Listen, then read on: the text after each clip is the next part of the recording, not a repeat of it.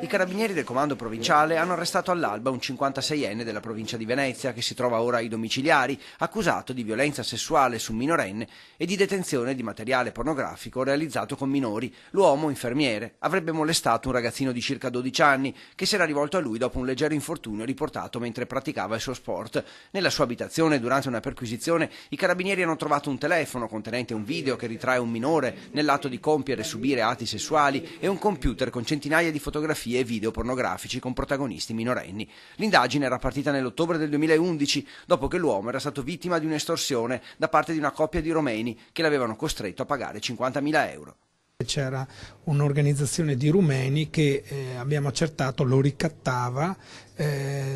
minacciandolo sostanzialmente del fatto che avrebbero divulgato dei video che lo ritraevano con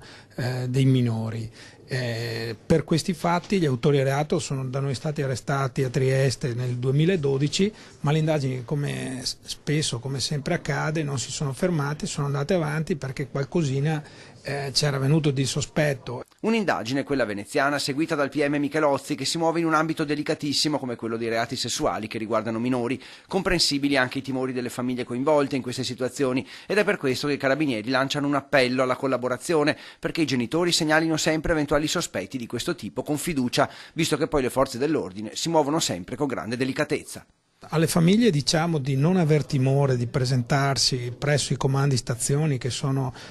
capillarmente distribuiti sul territorio, in tutti i comuni, in tutti i paesini, per segnalare episodi di questo fatto. Poi saranno gli stessi carabinieri a sviluppare le indagini, a verificare se ci possono essere estremi di reato.